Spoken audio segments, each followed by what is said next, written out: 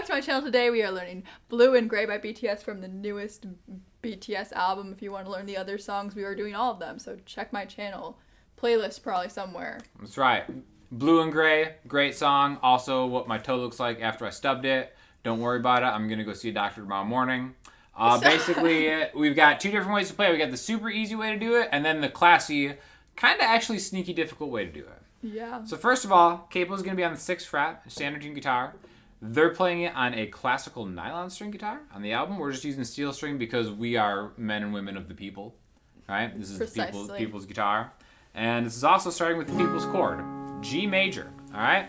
So, relative to the Capo on the 6th fret, middle finger, 3rd fret on the low E string, pointer finger, 2nd fret on the A string, ring finger, 3rd fret on the B string. Now, there's a couple different ways to play a G major chord. Some people play with your ring finger on the high E string. No, don't want you to do that.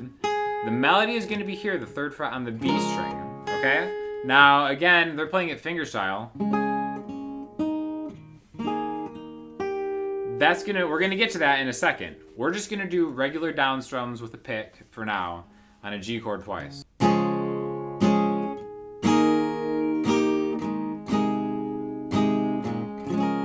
that's gonna be the easy way to play it, okay? We can add that melody in there. Really it just repeats. It's 3 different chords essentially. That first one is a G chord, 2 strums, all right? After that, we're going to go to A major chord, okay? So let's start it with open A, 2D middle finger, 2G ring finger, 2B pinky. Again, there's different ways you can play this. Sometimes you'll see me using my one finger to bar it if you're classy, right? Like a blue and gray tux. That's actually my style. I don't like black suits. I go gray with a blue tie.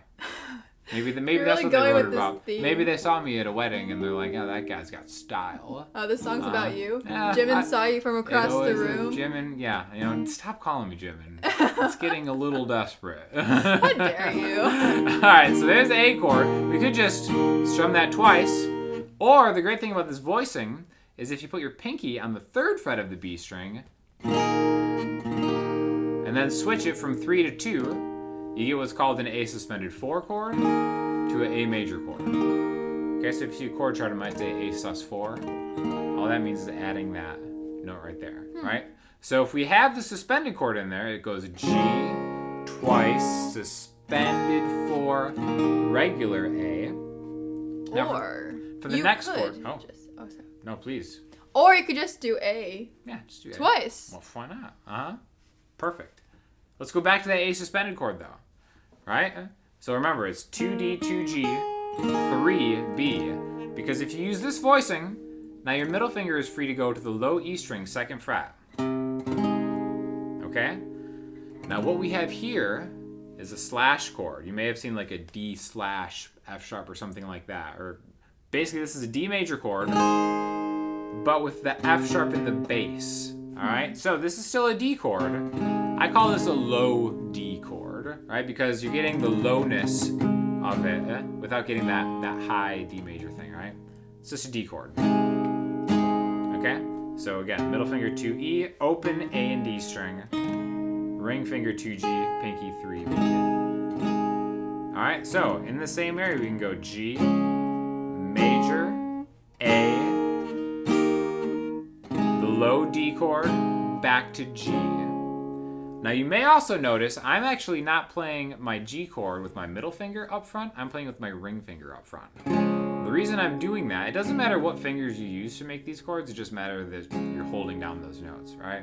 So by using my ring finger leading, I can keep my pinky here and then just move to that A chord a little easier. Okay, so I think that's just like an efficient, easy way to play it. You got it. Play it, Andrea. Nice. You'll notice that she only strummed the G chord the 2nd time around once. There's 2 reasons we do this. One of them, they do this in the song a lot. Not every time, but a lot of times they do it that way. The other reason we do this is because since we're ending the progression with the same chord we're beginning the progression on, sometimes it makes sense to leave space for yourself to know that's the end of the cycle, so you start again. Right? Because if we just went G, A, D, kind of get in this thing where you just lost. keep playing G chords, and it's easy to get lost if you're not counting.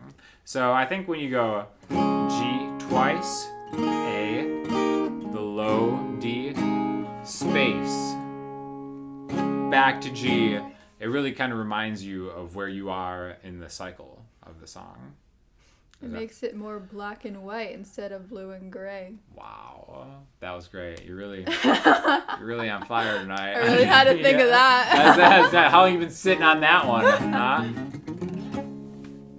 So, anyways, is that enough for the easy part? I think that's enough. Wait, should we play it one more time? Sure. You go ahead, Oh, and I'll gosh. join you.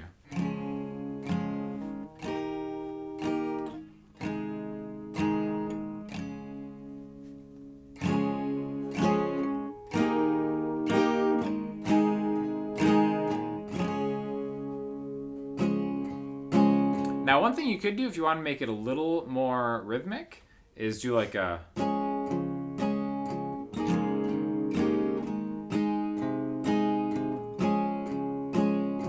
So what I'm doing there is I'm counting everything instead of bum bum. It's 1 and 2 and 3 and 4 and 1 and 2 and 3 and 4 and... I'm getting kind of like the full chord and then the root back and forth.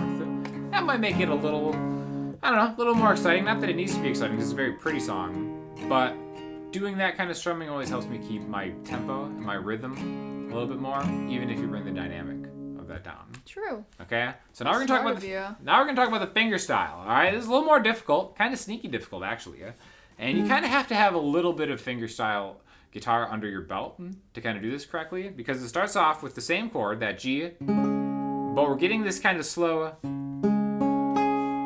almost a rake, right? That might not be the word for it.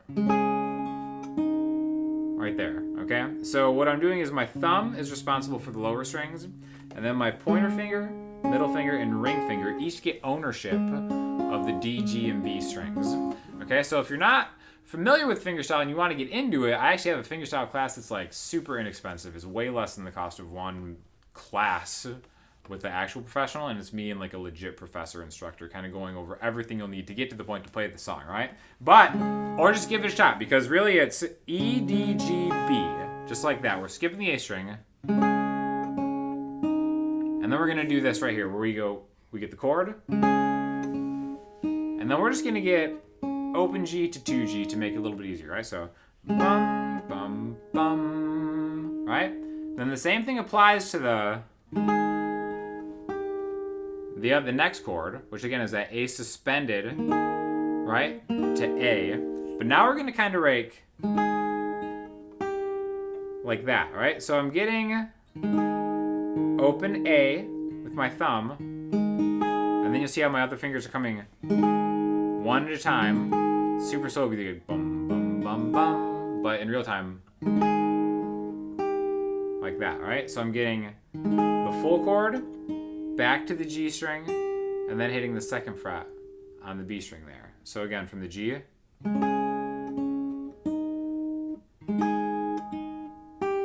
All right, now we have this low D chord, all right? Same deal. Now you want to use these fingers because the pinky's going to come into play. This is going to be I think the prettiest part of the song actually, right? So we have E, D, G, B with your fingers here. But again, 2E, 2G, and 3B. Alright, so as soon as you get that rake done with your hand, your pinky's going to sit on the 4th fret of the D string. And you're going to get D, G, D. I like using my thumb and my pointer finger for these. Alright, so there's the rake, pinky down, and then your pinky's going to stay there. And then the best part, that chord right there. You kidding me? Any idea what that chord is, Andrea? Major 7. Major 7. Oh, Major 7. Yep. When Jimin saw me at that wedding in that blue and gray tux, he was like, and earrings just magically grew from his lips. That's great. Beautiful, right? So this is 3E. There's the G. The reason it's called major 7 is because where your pinky is the major 7 of the G scale. Open G, and then 3B. Alright? So, from that D chord, pinky down, open G, back to your pinky. Now from here, remember, if your fingers are lined up on that, where that G is, when your pinky comes down, these two fingers can just raise a fret to get back to that initial G chord. And then you can keep it here, and then just start, then back to here, then. Okay, so really that's kind of like the entire song. There are a few different variations that they do, especially at the end, where maybe you're getting like the high E string at the very, very end, or the second fret or the third fret on the end. But other than that, that's pretty much the entire song. Wow, that was so beautiful. It is beautiful. I think it's the prettiest song on the album, in my opinion. So far. Mm-hmm. Haven't heard the whole thing yet, but we'll be listening. We've been going track by track. Track by track. We haven't. It's funny. We haven't even like listened to it to enjoy it. Here's the tricky part about doing all these songs in one night.